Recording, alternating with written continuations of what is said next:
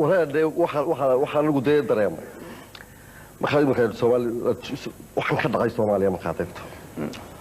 Soomaalidu waa qabaayil xoolo dhaqatay ahayd intii isku qabiilihiiba daaqa iyo biyaha iyo xooluhu waxaa jira communalism waxaa ka dhaxeeyay intii isku qolaaba wax wadaag baa ka dhaxeeyo dhul bay wadaagayeen daaq bay wadaagayeen eelkay wada qodanayeen haddii wax la soo weeraro geelayga aniga marka la qaado kuwa aanu toonka lahay geeloodii baa la qaaday geeloodii ila waa naga wada dhaxeeya geeli reer hebel yaa maali jiray weey aqliyadii caynka ahayd oo ku saxa markay bi'adeeda joogto halkeeda markay joogto iyo deegaankeeda markay joogto faa'iido ku leedahay waa yani dawlad ma jirto dawlad ma jirto waxa la yaabay iyada abadee dawlad ahayd markaas waxaa jira wax guud oo qabiilka ka wada dhaxeeyaba ayaa jira oo geelu ka mid yahay oo dhulku ka mid yahay oo dhigta magaca sharafka inka reer hebel wuxuu koolaya waa gabayaageygii buu koolaya bitir oo marka cali dhuux laga hadlayo beel baa tirsanaysa gabayaageygii astura markaas loo yeelin ka astura oo wax looga hubiya ila afkeeniyo marka wuxuu tirsan isagii qof loo baarkay gabiyo waxa uu arkayaan beesho inuu afkii beesho yahay waayo marka reer hebel u soo gabiyaan ayuu ka waabinayaa waa gabayaagoodii hadday ku rooyahay يعني واحد وحساب مركب بيش وقوة تحية أو يعني أي كوكلا مركب كوف على تمية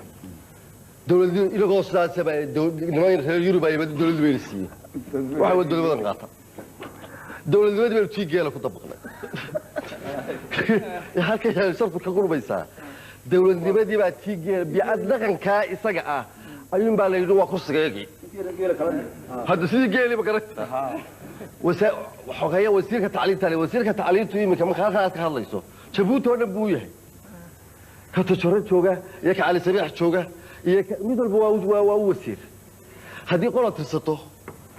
ده واحد قلة يسامح واي تمر حمو كمان قرار معها بس القرار ده مركب معها يعني عالمتي إيوه بدحوين اللي بدي بعد الشجرة نيمون بدي سومالي عدم بكرة قولها عدم نقطة عدي ما وحي وقعتي كرسي جيلودي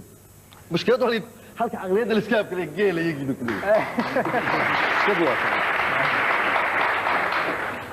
مركا جيلوده يعني راشليان دكتي هريتها اللي كتاجية عديك إلى جيلودي عدين ما وضع كي كورد الشيء أنا وضع كي كورد الشيء وهذا جي كرسي قال الله اللي هو بدحوين اللي ما يمكن أنا الله أيوم بوحو قاتي حدان كبحض له مش شيء يوسف اللي يجيلو دي هذا شغل حو كيبي حو قال إنك توجيه شيء والله ده كان كل شيء والله تهرجس كل شيء وبرجي إلى أوجد هرجس كل شيء وهكذا هذا يقول تبغى يقول قبضته جيل وحلات جيل هذا يقول هتوان كل الله سجات وتنتظر بين هيد والجيل ولا قد حيا يوم أنك رهيب له مركز سجانتي يعدي كلها تاك صور جتته سجانته كليه معها واحد كنت تحت انت ولا تكتب متعلمين تاعها اقدر يا مال واحد ملك دين وما تعوض عليه ايام بدا حلقه فلسطين marka waxay hadalkan ugu dheerayeen afrikada waxay daan ugu dheerayeen waliba fi baasha geeloodi baa haystaa oo taala ilaa baasha ka kaalay miigi oo dawladnimada uu sanqaalada u haysato ilaa saa loo fahmo sidii gobonimadu say tahay ilaa loo fahmo aburintan iyo cadaadiskan iyo ninkan madaxayga tuusanaya marka fikradeeda dhiibto hadda mid baa u xanaaqaya miskiin oo baqteeyo oo saydo kala ah oo deema oo baqteeyo oo ka aan u hadlaya ah ayaa olaya marka soo wada maxaad madaxweynaha yajibu soo wuxuu ga jeedaa shaqo uu qaraay waxaad waa baqteeysa ayaa tabcaan adaan ku hadlaya yani وهلك ay ku jirta caburinteenu halkay ku jirta suugaanta la caburinayo waxa ay noo sii dheeraan sheegayeen leeyahay war waxa ma xayd ka haystaa heeso balkan miskiinka baqteeyay fadkay way haysatay dawladii ba kana kaga daran marka waxaa way iska cabursanaysa ilaa ay mafhuumka bedelo la garto waxa ay saytay way cabursanaysa suugaanta oo Soomaaliya maanta waxa ka jira generation ama jiil isbiday in kali sutaaga iyo kala googa Soomaaliya uu yahay wax lagu faano oo midnimada Soomaaliya laga faano gudaha iyo dibadda maanta waxa jira hogaan ku dhisan qabiilo oo ku qaraabta Soomaaliya isma rabto Soomaaliya way kala ordhowday waa la kala tagay oo aan hawshii loo dirsaday inay Soomaaliya isu keenaan aan hawsheedii hayn maanta waxaa jira hoggaan aan muujinaynin dareenka shacabka oo haddii la qarxiyo iyo haddii la baabi'iyo iyo haddii dhib kasta ay galaan ajaanibta hadlaysa iyo humanitarian organization-ka hadlaya ma ogiye qof Soomaali ah oo la doortay oo hoggaana oo u hadlaya war dad baa dhibaato gaaray u dhahay maanta waa yaryahay maanta waxaa jira dawladda daris ah oo hab qabiil ku qaabila madaxda Soomaaliya oo aan jeclayn qofkii ku yimaada Soomaalinimo walaal waxa ka timid gobolkee ka timid oo war gobolkaaga naqaana qabiilkaaga naqaana ha ii sheegin Soomaali baan ahay warka ka tag Soomaali mar hore dhamaatay maanta waxaa jira xisbiyo siyaasadeed iyo kuwa ku bahoobay ururo diimeed oo aaminsan in iyaga kaliya ay dawladda ay hogaamiyaan oo aan rabin in cid kale gacan qabsadaan ama ay soo dhaweystaan oo aan loogu tagin hoggaanka dalka maanta waxaa jira ciidamo ajnabi ah oo dalka waxay doonaan ka samaystaan oo cid ka warqabta dhibka ay gaarsiiyaan bay'adda dhibka ay gaarsiiyaan shacabka Soomaaliyeed cid ka warqabta aysan jirin intaan waa xaaladaha jira oo runtii aan isleeyahay waa wax ka ogtihiin maanta waxaa jira siyaasiyiin la isweydiinayo hebel yaa wata iyo ka socda oo aan la lahayn hebel ma Soomaali ba hebel ma qof ma sha Allah in ummad wax u taraya laakiin la isweydiinayo yaa ka dambeeya yaa soo dirsada maanta waa maalin xuduudaha qaranka la baylihiyay laakiin lagu muransan yahay xuduudaha gobolada ka dhaxeeya oo la leeyahay war anaga intaan aan degannahay idinka halka ma noo soo dhaafi kartaan tii qaranka uu lahaana aan laga warqabin meel ay ku dambayso maanta waxaan joognaa maalin gudoomiye gobol ay dawladda federaaliga magacaabato ay dawlad shisheeye ka soo dhoofiso gobolkiisa oo ay xirto oo dawladda federaalku ay ka aamusan tahay maanta waxaan joognaa maalin caqliga uusan talin caadifadu ay taliso oo dadku diiday in dariiqii fiicnaa uu qaato oo jahli uu hogaamiyo maanta waa maalin go'aanka madaxda qaranka Soomaaliyeed uu ka muhiimsan yahay go'aanka dawlad goboleedyada iyo kuwa ajaanibta oo maartay dalka martida ka ah maanta waa maalin boobka xoolaha qaran la xalaaleystay oo dollar kaliya la doonayo in dal lagu hogaamiyo oo cid lacag haysata kharash bixin karta ay dawladnimada diyaar u tahay kan lacag haysan meeshiisa iska fadhiyo maanta waa maalin dalka gudihiisa iyo dibadiisaba Soomaalidu ay isaga mid yihiin fahamka qabiiliga ah oo markay timaado xaflado loo qabanayo dawlad goboleedyada la iska soo buuxiyo marka la yiraahdo waxa laga hadlayo Soomaaliya iyo wadajirkeeda aan laga soo qayb galin maanta waa maalin heesta calanka marka la qaadayo la leeyahay halkan laga qaadi karo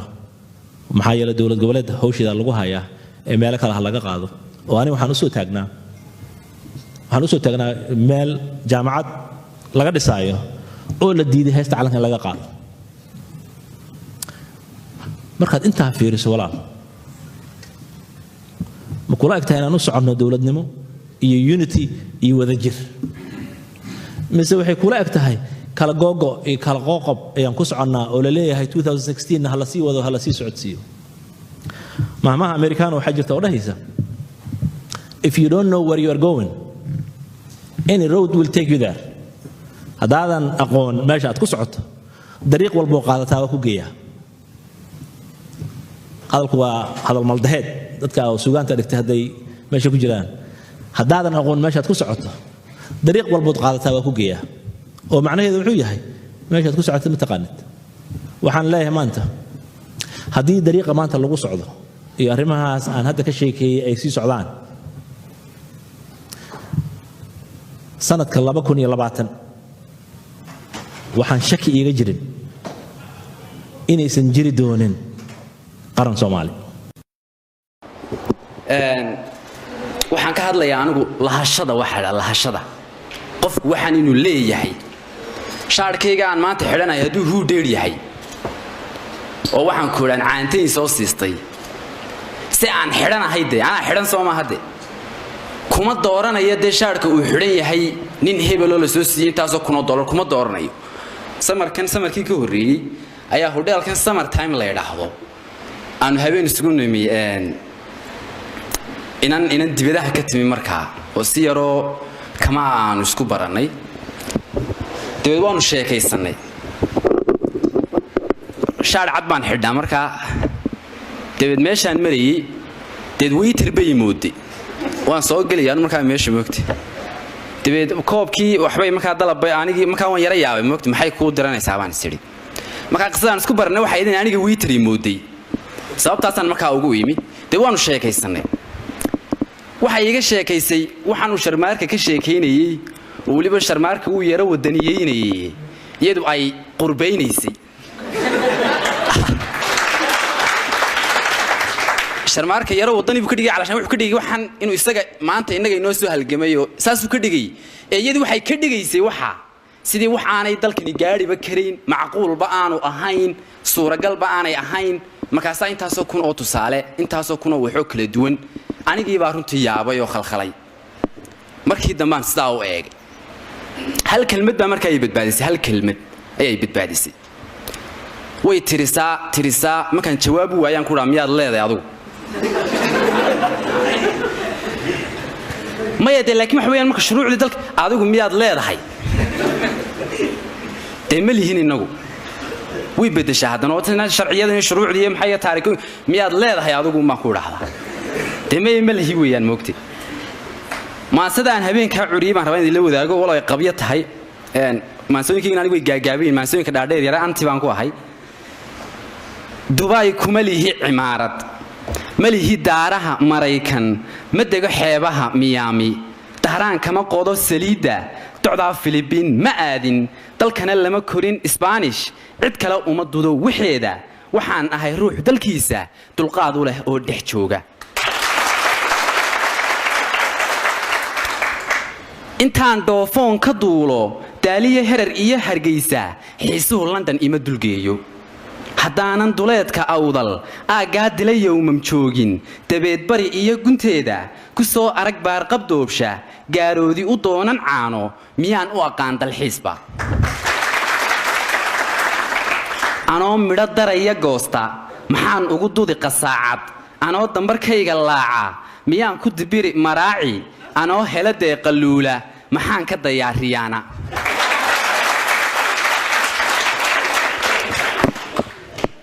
anoo gudin daabka haysta miyaan dawaraafacayga miyaan gaal caydh u doonan eedaan dacwadiyo salaada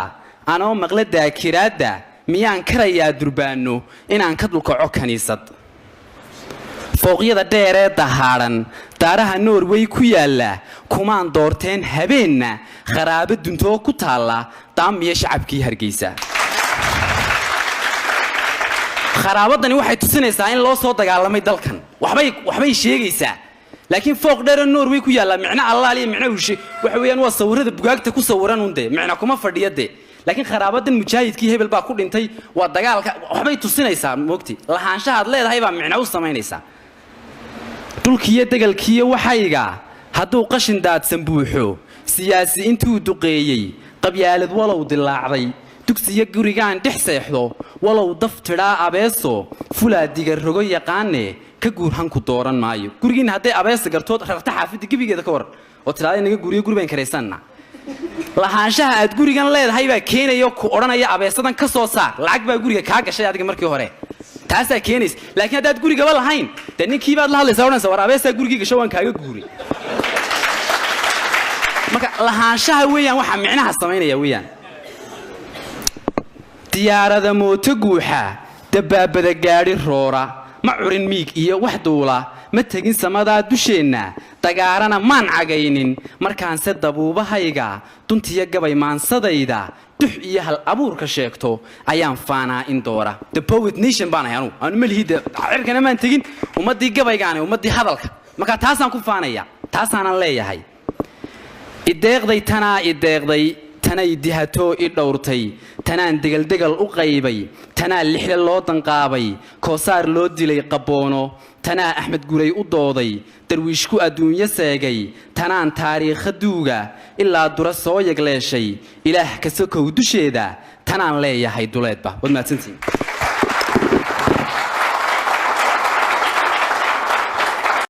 لكن هل مدينة الصومالية وقتها مهمة وحويان أدونك هذا ما أنت تشوي يكوهرة والله بقول السنة هرتاد وحل يسكو هيستي أو الوتر تمي وخيرات هنتي ويان global contest for the last 300 years is about resources nothing else marka وحويان قفك انتو سنكو قميسن gumaysiga waxaa ka mid in markuu hore abject poverty liidagu hoos mariyo oo masaakiin noqotaan markaa wax allaale wixii lagaa rabo lagaa dhamaysto ninbaa wuxuu qoray buug ethiopian oo alright professor baa qoray 2002-2003 medani ina xasuustan kala mogi al-ittihaad ku qoran tahay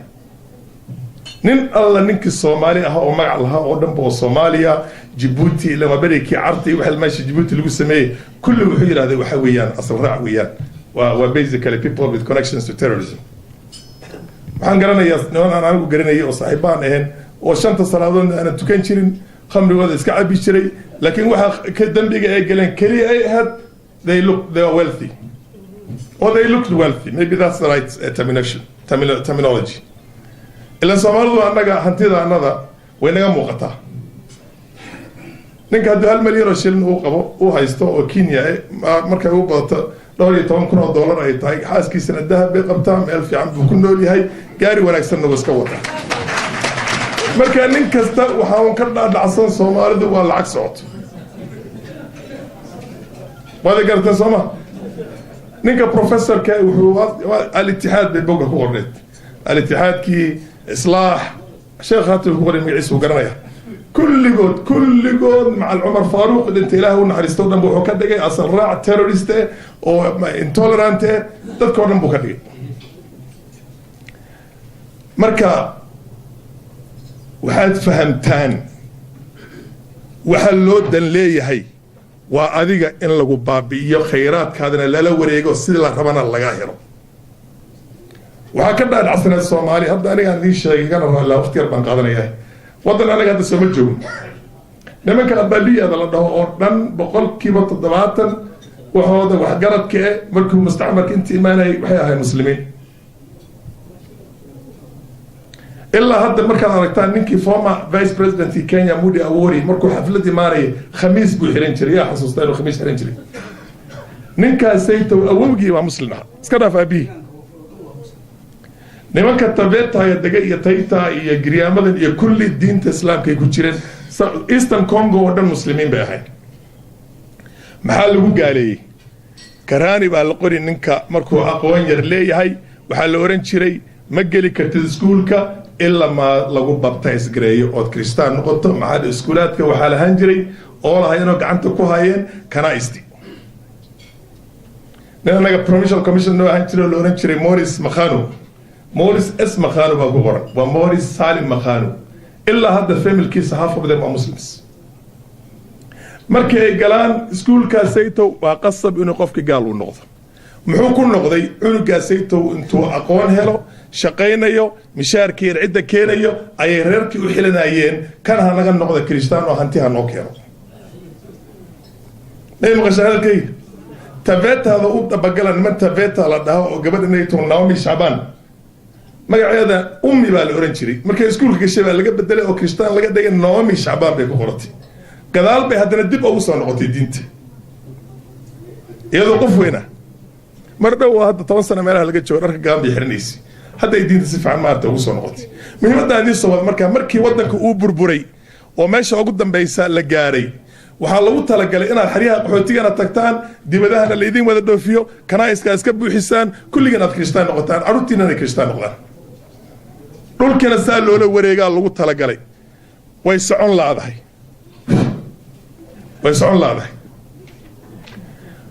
waxaa kale oo islamida iyada aan idin sheegay dhageysto horta ha fogeysanina ummad 10 milyan in dhulkoodana la bedeli karo demographic change ay dhici karto diintoodana la bedeli karo ilaan 9 milyan iyo barba Andalus Iberian Peninsula joogeen markii ay dhici jirtay taftiishka ay dhici jirtay oo lala wareegay oo la gaaleeyay waa 9 milyan iyo bar carab oo u dhasheen barkood asal u ahaayeen Xijaaz iyo wax kasta oo dhanbo dadkiina taariikhda garanaya ilaan Portugal oo dhan diinta maxay ahayd marka laga haystay Spain iyo Portugal waxa la isku dhahaa labadooda Iberian Peninsula waa la bedelay dadka ayaga ahaa ayaa intii loo qaaday North America ay u kaceen markii dambe oo discover gareeyeen Christopher Columbus iyo wixii la jiray oo dhan waxaan dad asalkooda islaam ahaa yaa haddana geeyay kristaannimada South America iyo meel kastoo wad garanaysaan marka ninka Soomaaliya ku xisaabtamayo inaadan lagu bedeli karin 15 sano hadda ka dambe hadii la joogo oo 3 milyan oo Ethiopian ay ku soo beeraan Kenyana annagana qaybtaanada aan iska qaadan nin kasta maxaa ku hareen ku weydiiyay oo 5 milyan oo laba dhiigle ay soo baxaan 5 milyan oo aabahood iyo hooyadood oo hadaba Abu Musa iyo Abu Abdullah iyo Abu Abdi wixii la jiray oo dhan oo Burundiyaanka iyo Koongiriiska inaga dhaleen oo ahaayeen ashabaabti gabdhihii loo dhisay aabahood hadda intee loo raadinaya maxay noqon doonaan markay 500 ku noqdaan wad garanaysaan wada garteen Soomaa marka horta waxaad ku tala gashaan khayraadka laga dagaalamay ninkan waxa loola dagaalamay wax kale ma aha hanti uu yeeshay isbedel baa dhacay dadkii la rabay xariiqa qaxootiga inay galaan kana isteen ay la kala wareegaan caruurtooda in la aruursado tiiba socon weeydi marka qasab waxa weeyaan in la yiraahdo wax kasta lagu dayaa xawaalada joojiya inta ka fura Soomaalida waxay iska noqdeen dad iska firfircoon oo inkastoo sidoo hore hadda ay yahay maanta waxaan idin sheegay Ingiriiska wuxuu la dagaalamay China in the 17th or 18th century the Opium War 18th century waxaa la dhahaa dagaalkii opiumka Soomaaliya waxa lagu dhahaa opiumka oo mukhadaraadka la bahalkan bangiga ma garanaysa xashiishka ha marka Chinaha waa laga xoog badnaa waxa la waa qasab inaad ku gaataan xashiish oo cabtaan oo lagu laayay warsama garanaysaan midaayade Ingiriiska intuu keenay xashiish buu u keenay Chinaha oo yiri waan ku laan hadii kale iibsada opium war baa la dhahaa is a trade war basically khayraadkooda inuu qaato iyagana ay baabaan sida madowga Mareykanka iyo maxaa la nimankii native Indians native Indians ka lagu sameeyo oo dhanba intii meel loo hagaajiyay reservations khabrina lagu baabiyo خلاص iska baabaan iska tirtirmaan way dhici waxa laga dagaalamayaa aqoonta laga dagaalamayaa independence ka that aggressive independence maxay say ku heleen 10 milyan oo dad aan oo 15 markay u badan yihiin dhul intan leeg inay helaan oo bad intan leeg inay helaan oo wixii oo dhan ba adduunka baa isbedelay haddana waa in la isla qabsadaa waayo waxa ku daliil ah waxa la yiri magac xun si marka ka dib dil give a dog a bad name and then kill it markii la qabsanayo la laaynayo oo genocide-ka lagu sameeyay American Holocaust la yiraahdo dadkii loogu tagay xagga Mayans iyo Aztecs iyo Native Indians lagu laynay waxyaabaha ay ku oran jireen Ingiriiska iyo dadkii meesha tagay oo cadaankii tagay waa bestials ma garanaysa macnaheeda bestial waxa weeyaan ragga u taga ee waxaan ka soo kale la mid yihiin sida xayawaanka oo kale u dhaqdaan bay dhigi jireen oo dadkooda lagaga helay justification kii loo laan lahaa ilaahay baan nafaray kuwan oo kale inaan ka tirtirno si fooy ummad fiican uga soo baxday dhigi jireen iyagoo marka diinta Kirishtaanka maxay ahayd hagraacayaan yaa aha bestial maanta qofka ku dagaalamay qasab ragga in la isku dhisay kala macwadan ka go'so iyaga ma maanta maxaa lagu dilahayaa gabdhahan hay isguursan Allah hadlina raggan hay isguursan Allah hadlina Sooma taas lagu haysta hadda adduunka saddexaad oo dhan baleelay waa in qasabad saas sameeysan marka wax aanan lagu dayeyn ma jirto Soomaaliya mid baan idin sheegay dhageysta haday markaan meesha soo socday baa qof baa ila hadlo wuxuu yiri warniyo xogaa annagana waan ka yar cabsanaynaa bal xabashidii iyo Mareykanka waxa ka sheegin kowdi waxaan iri waxa iyaga aan kala cabsan weeyay kala cabsanayo doosama ayagii waxaan kala cabsan weeyay la Mareykanka wax ka qood weyn ma jireen idageysta waxaan bixiyay speech dheer baan bixiyay mar hadda laga joogo 12 sano oo iri disintegration of state and society was Soomaaliya horta waxaan lagu sameeyay wax hadda anaga ugu gubnaa ma aha dad badan baa horta lagu sameeyay disintegration of state and society was Soomaaliya lagu sameeyay ha kala jabaan قوس قوس قبيل قبيل عائلة عائلة فريقة فريقة محي هيد مذهب مذهب وحكس طبعا النقطة markaasaa balkanization lagu sameyn tuula lagu hagaajin oo la oranaya idinkaas xukuma marka ugu dambeysana dissolution baa lagu sameynaa waa lagu laqaya gabigaad oo dhan waxaan u malaynayaa the script is going on exactly the way we saw it from the beginning Iraq meel ka dhib badnaa ma jirin 600,000 oo ciidan oo bacthi oo Saddam Hussein uu haystay baa jirtay Mareykanka uu tagay uu burburiyay xoog buu ku qabsaday ciidankoodii buu u hagaajiyay u dhisay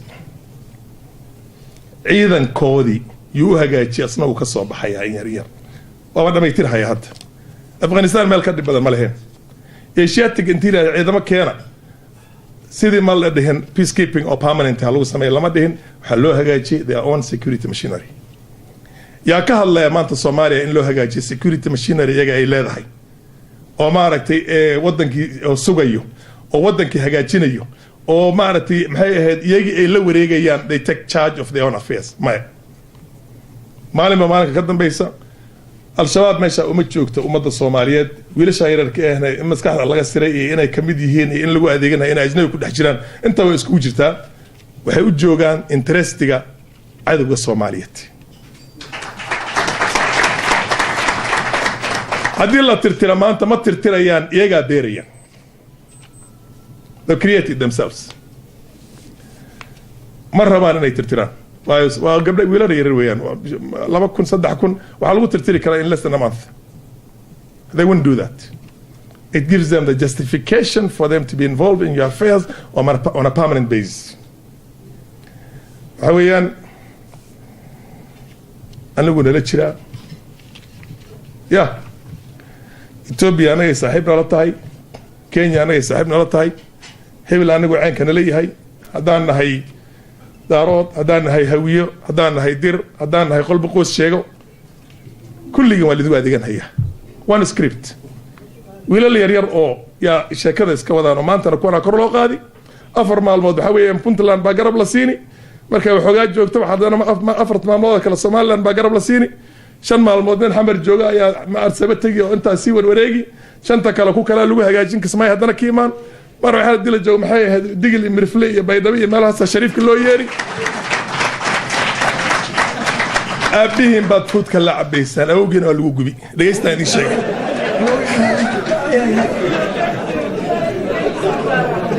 يرى هذا وان ير ايو قفتي واسكيل على بريها اللغه داسكو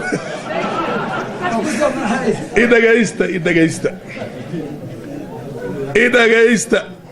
ما كلا جعله دارود إيه در إيه هوية إيه إساق إيه نكست وحي كلا جعلين مالها كل جنس ومالي باتين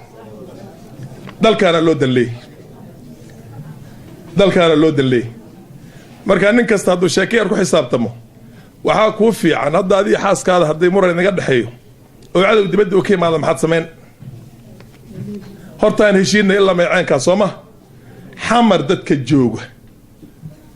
dadka jooga oo magaca qaranka maanta wato haw tagaan walaalahood gobolada meel kasta oo dhanba jooga maxaa maskaxda ka balaaran kuwan gobolka jooga iyaga lagu xisaabaya maqlaysa halkay laakiin iyaga haday noqdaan Addis Ababa looga yeero oo kii looga yeeray Jubaland iyo kii Somaliland iyo kii Puntland iyaga isgarab socdaan iyo kii qaran ka socday oo midba maalinta loo sheekeeyay oran dhabarka inta xagga u kac maxay noqonaysaa marka waxaanayto waxa loo baahan yahay in si fiican oo dhaba loogu xisaabtamo anaga faarax diyaanahay haday noqotay in al-shabaab afartu bari inta garab la siiyay Soomaalida laga saaro meesha diyaar baan wahay afartu bari way dhaaftay sanad ka badan ay noqotay ma ahaan waxaan mareynaa hadda sanadkii saddexaad Soomaa 2 sano ma dhamaatay isku dhawday 2 sano dhamaatay hadda wixii ka dambeeyay ciidan ka soo baxan leena Kenya ha ka soo baxan hadda wixii ka dambeeyo hadii kala hatusaan road map بوليس تان كتوا برينا ميليتري أن كتوا برينا وهم بان سمايننا وان ترترنا يجنا تلاوة اللي قاعد لها أنت اللي قلت تجيب أفبدو ولا فريست سنة كاملة أنت وجدتك اسمها أفبدو ويبعررها ويلش مالك في جيه تدور بري وحكونا مال الله وسنة اللي قلنا من حتى وحالة تجي ماشي والله ضافي أنت بدك إحنا ولا ضافي بدنا ولا ضافي بو علي وحيد شو كان مرة سمعت شو كان إيه وحلا متك أنت أصلا بو ولا داي xogaa baa loo kaadin ha soo xoogsadaan inta ha socdaan maxaa dheh in meesha lagu jiraa la rabaa imaqlaysaa halkay imaqlaysaa marka ii garab ii noqo shaqada la dhamay laakiin aw ninka la xisaabtami lahaa shalay okay garab baad ii noqotay maanta why is the road map I want to see a road map ilaahay niyadii qalbiga kaama qaadin cududii aadan haysanin magacii baad haystaa qaranka dadkaada hagaajiso horta hore kulli caloosha soo gasho oo nin kasta tanasulaad u samee oo nin kasta soo xabiibso kii gobolada ku jooga wuxuu oranayaa war haddaan damca waxoogaa qarannimo inaan u dhaqdo ma loo eedoobi karaa nimankan xamar joogo oo hawiyo oo shilinka un raadsanayaan wax kale aan raadsanayn hadda been maaha maba doonayaan dowladnimo waxay doonayaan inay dekada maartay waxyaabaha kismaayaha hatay waxay u rabaan wax kale maaha dekadii airboortka ee dhahnaa loo dhiibo wax kaloo ma rabaan shilimaadkan bay u dan leeyihin intaasuu ka oranaya kii xagga joogay kii kor haddaa u tahay siisa lamid ah markaa nimanka xamar joogo soomaalinimada dhabta oo ka ballaaran waxaan oo dhan oo dadkan oo dhanba lagu soo kasban karo waa in iyaga ay sameeyaan sida ugu degdegsan ay ku dhaqaalaan oo loo kala turjubaanin maxay ku noqotay in labadooda intii la iskugu yeero meel in loo kala turjubaano oo midna la dhaha wariyaa edab yaala wiil yaroo gabriel la dhaha u kala tilaabaan maqli kulligood hataa nin weyn lama soo diro wariyaadna meesha firiis wariyaadna meesha firiis waa yahay raalli buu ka yahay aw qabkii soomaaliyeed war aw qabkii away intuu gala qabkii aw qabkii soomaaliyeed mid yaro aniga ilmaadeernahayna waa la hagaajiyo hadda maartay gobolkii soomaalida ee asagana xaal yiri ku dhex darsan waxaad garaaci kartana garaac shaqadan ku dirnana soo qabo war soo run ma alaga la jiraan wakaa taaladii ay nimankii wiilashii maxay ahayd ay jajabiyeen oo Said Maxamed Cabdulla Xasan jigjigaana looga hagaajiyay soo saama war wiilasha afar wiil oo ngaajo u geysay bay ahayn wax kaloo dhib u geystay malaha markaa iyada oo maxay dhibkay geysatay maxay tahay jingada maartay ku taalay guryaha dawladda soo iyagana saa looma goosan laakiin waa walaalka waa Soomaali waxay inay soo samraan loo baahan yahay oo xisaabta dhaba intii la sameeyanka laakiin marka la leeyahay Said Maxamed Cabdulla Xasan wuxuu ahaa Ethiopian oo lagu yiraahdo wiilwaal wuxuu ahaa Ethiopian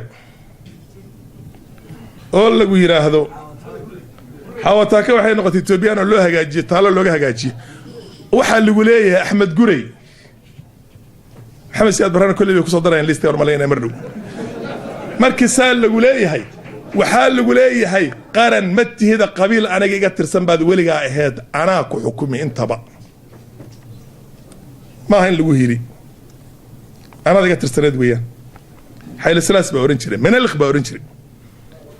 this is a Bedouin tribes or Somali or part of the Ethiopian empire. Ye kamid yihiin weeyaan waxa kulliga askari according to them. Wana ku raaxaysanaysa adiga.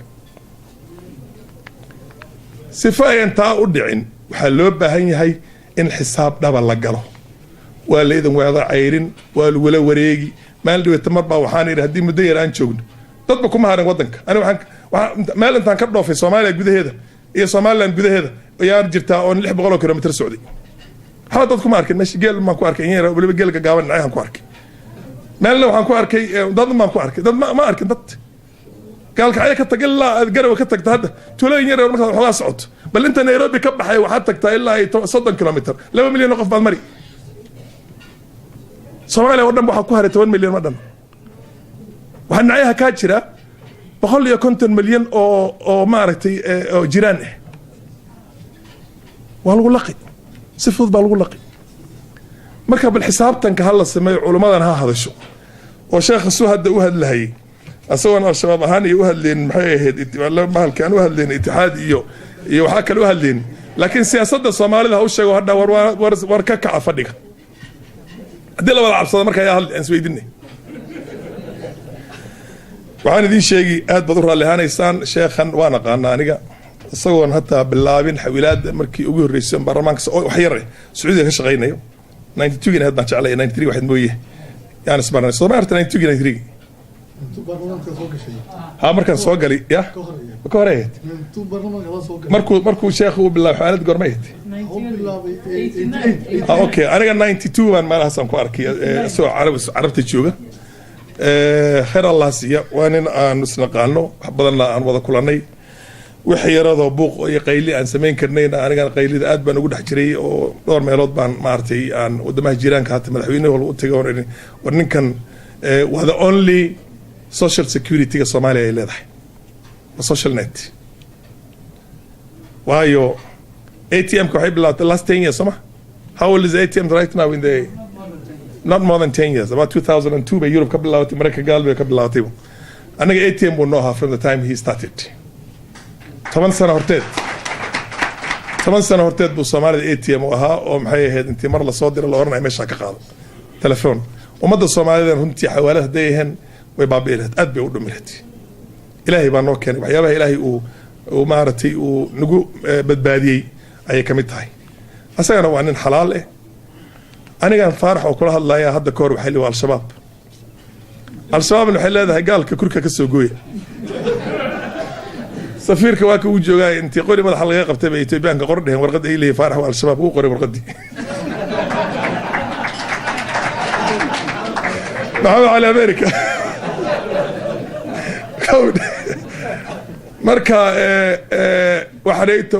waa ummadda lagu baabi'inaya ama wax jira maaha meeshay jirtay waan garanaynaa meeshay jirtay uma doonanayaan kuma tirtiraan meeshay jirtay ana marka la yiraahdo diyaarad baa dul maray iyo ciidan baa imaaday meesha bahalka Mareykan oo xabaday rideeno waxaan u maleeynaa intay imaadaan bay xabado u keenaan inay weli hub u keenaan baan u maleyn amri ilaahay mooyee ya ha hub iyo waxay u keenaan lacag waxay dhaan hawsha sii wada بعد عيدا لذا مريكان هم مارينز مالا انت يسوق قلن سميان سفيلانس كي ساتلايت كي ديارته درونز كي واحد كستورنبو والولاية حبدا انت لوير ذا دبا لوعلي ولا وابي او صدق ويل با وابي سي اي كي 47 هايسته حبا كما جير waxba loo keenay anaga sheekada waa in hoos la sibara marka waxaan idin sheegayaa Soomaali khatar baan ku jirnaa hadday noqoto dad la bedeli kara jiilkiisa iyo nidaamkiisa oo dhanba Andalus ku bahalkii ku cilmi qaata ana arko ku soo wareegay Spain baan ku soo wareegay biyada waxa naxdinta ugu weyn leh markaan tagay masaajid Toledo ku yaalay oo hadda masaajid ka weyn baan aniga arkay oo meeshiisa ku qoran tahay maxay oo anna al-masaajida lillahi fala tad'u ma'a allahi ahadan oo inta Muhammad maxay ahad Allah nabi waxa dhan bay ku qoran tahay ku qornaa laakiin sidiis loo daayay oo macaabid taabkay oo kaniisada the hundreds of them like that boqolaal baa jirta aynkaas oo kale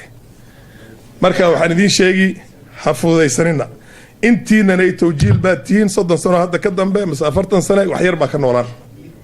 wali shaqalayadu intaanada kala dhan baanu tagnaa isaas yeela tahay waa aba si socnaa hadda marka aan kaga tagna wax dhaxalgal ah nin kasta umadiisa wuxuu u horaa naftiisa wuxuu u horaa xoogiisa wuxuu u horaa aqligiisa warniga wuxuu aniga hadii sheekh baan ahayo hadii aan wax sidaan u hadlo lima badbaadinayo waa laga soo dabadooni ma hada saa tiraahdo waxaad ka tagaysaa waa wax jira maaha taariikhda ma hadana saa ka geliysaan marka intaas aan idin sheegay billahi tawfiiq iyo dadka Soomaaliya guudkiisaba wuxuu fahmay inuu qurmuun yahay gumaysigu calan kaliya oo meel ka lusha xornimo lama yiraahdo gumaysigu wuxuu ku fadhiyaa dhaqaalaha wuxuu ku fadhiyaa mabaadi'da markii laga dilo wuxuu ku fadhiyaa markii qoomiyada laga dilo wuxuu ku fadhiyaa markii mindil isugu kaadhibo la isku kaadiro kuwa ka indha xiran oo indhahooda iyo maskaxdooduba ay ka daboolan tahay nalka weyn ama nuurka weyn oo ifahaya oo Soomaaliya oo ifahaya oo xornimadiisa iyo dhaqaalihiisa iyo gobonimadiisa gaarsiinaya kuwa ka maskaxdooda iyo qulubtooda iyo indhahoodu ay ka madow yihiin oo waxa xukunkooda yarka arkaya kuwaasu waa jooga isticmaalna lacagtiisii badnayd waa haya mu'aamaraadkiisii weynaa waa haya weerarka adduunka isku haya waa muuqataa waxaan idinka digaa Soomaaliyeed